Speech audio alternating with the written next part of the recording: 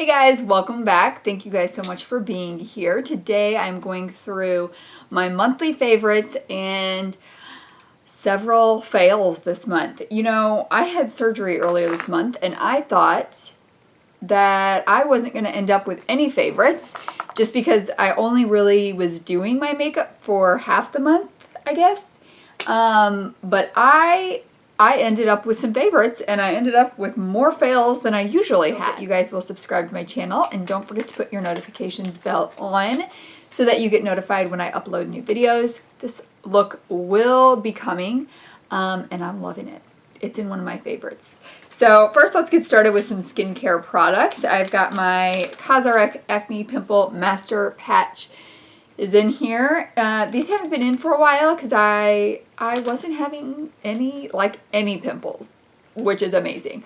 But I have been having some breakouts lately, and I don't know if it's because of the stress of trying to play catch up or what, but these things are lifesavers.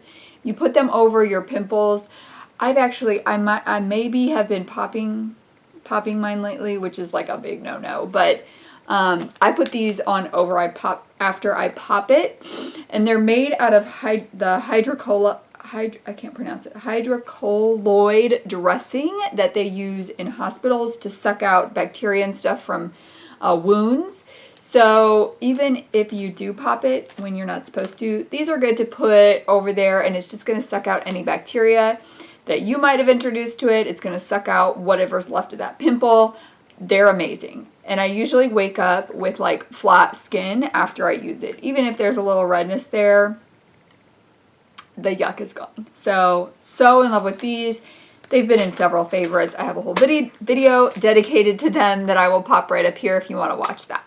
Then I've got two more skincare favorites, and one is actually from my BoxyCharm.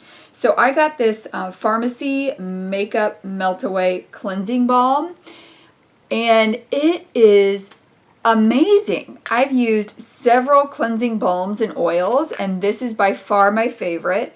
I'm already probably like a third of the way through this one, and it just went in my Skincare Tuesday from last week where I talked about products that I've repurchased or am going to repurchase as soon as I run out of them, and this one is in there. I am getting this. I probably also talked about this in the Sephora VIB video that was on Friday because the VIB sale is going on right now, and this is sold at Sephora. I purchased very few things from Sephora, but that is one that I would pick up there. The next product I have was in Skincare Tuesday, which was either up tomorrow or yesterday, I think, is when I'm posting this video. Ooh, I don't have my schedule up for next week yet because something else always pops up that I want to post.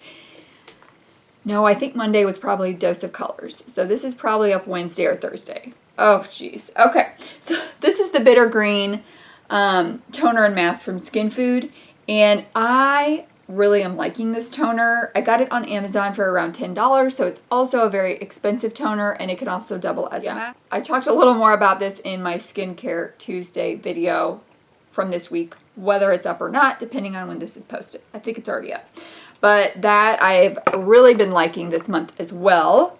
Then I have got a setting spray. I don't remember if I put this in last month's favorites or not, but this Morphe one, oh my goodness. So it's almost 3 ounces. It's $15, which I think is very affordable. But what's even more amazing is the mist.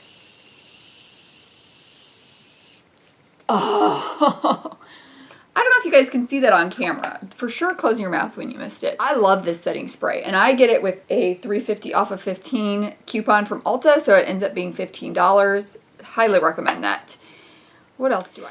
I've got my Colourpop gel eyeliners because I love these for several reasons. First of all, they're like $6, $5 or $6, and they come in. I mean, they're very pigmented as well. Sometimes I do two layers of them in my waterline. They stay on, and they come in matte, bright colors, which is so hard to find among affordable brands. It's actually impossible to find among affordable brands except for Colourpop.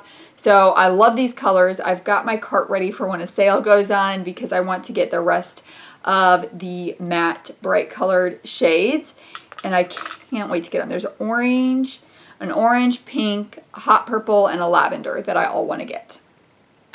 Very excited for that. And then I've got 2 eyeshadows.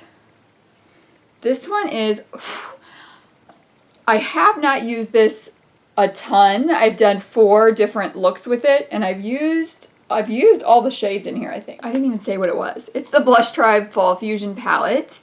I used this palette to get this eye look today, along with one of Blush Tribe's Titanium Dust. This will be up during the 3 Looks 1 palette with the Fall Fusion palette, which I don't know, sometime this month. It will be up sometime this month.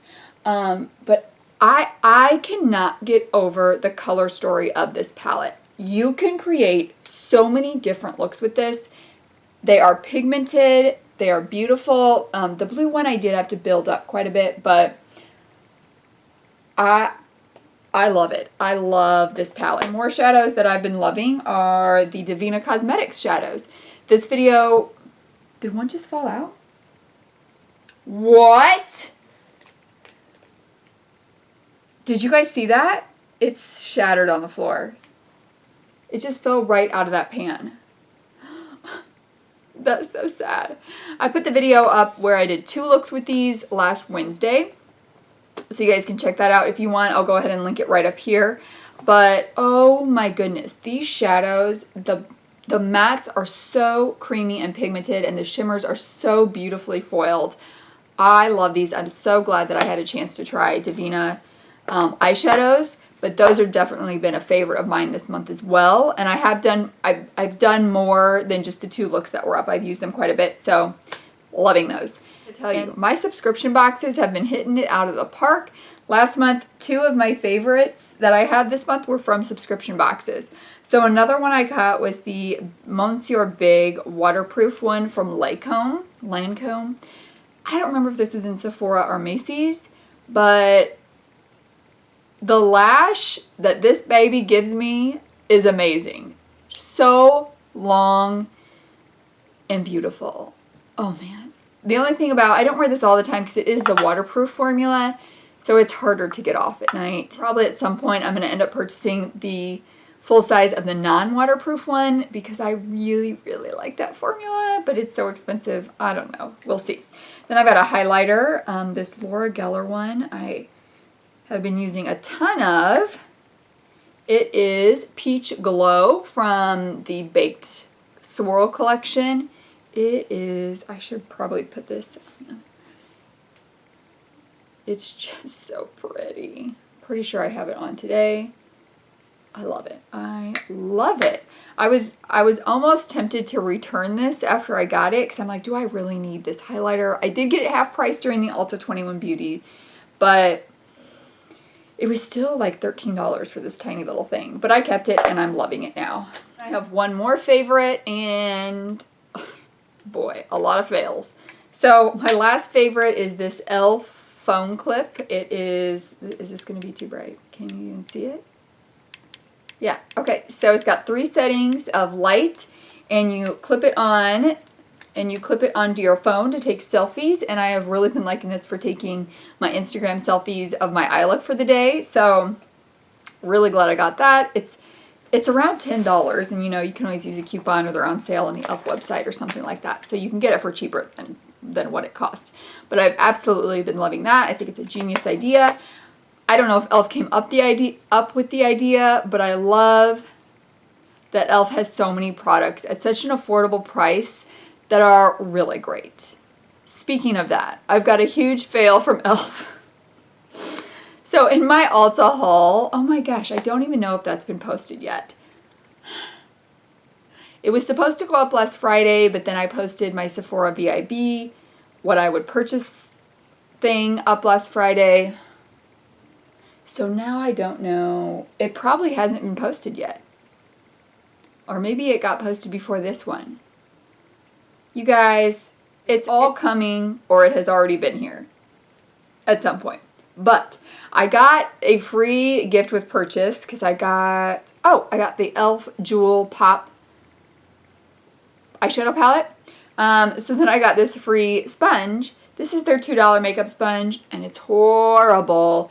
The holes in the sponge are too big. So it's got two problems to it. When you dry it out, because I always dry out my beauty sponge with a paper towel before I use it on my face because it's too wet. The water seeps out of this quicker than other sponges, and then it also sucks up foundation quicker than other sponges. It doesn't apply my makeup very nicely. Don't recommend it. That would probably be something that you would have already guessed, being that it's a $2 makeup sponge, but I thought, you know what? Maybe it's a great $2 makeup sponge. It's not. Okay, before we get into these other fails, I'm going to talk about a fail / favorite. I go back to, I still like acrylic nails. So right now I have on regular nails. I've been using, which is also going to take me into my fail. I had to take off my acrylics for surgery because they have to tell if your blood is whatever, right, or if you're dying or whatever. I don't know the reason. They have to tell if your nails go, if your skin under your nails goes purple. Okay. So took them off. So then for the 2 weeks I was recovering, I used this. It's on my nails now, if you can tell. This was from a FabFitFun box, maybe. It's the Dermalect Nail Makeover. So I would use that. Nails were fine. And then, I got back into life and I started using my dip gel nails. Okay, so after I had this is story time. After I had my third kid, my nails went to bleh. So I used to be able to paint my nails all the time and they were totally fine. They were thick, they were sturdy, they were long, and then I had my third kid and they were thin, frail, and they just rip at anything. They rip off. It got to a point where they were down so low that I would get bloody fingers because they would rip off so much. Which is why I went to acrylic nails, because I use my nails for a lot of things.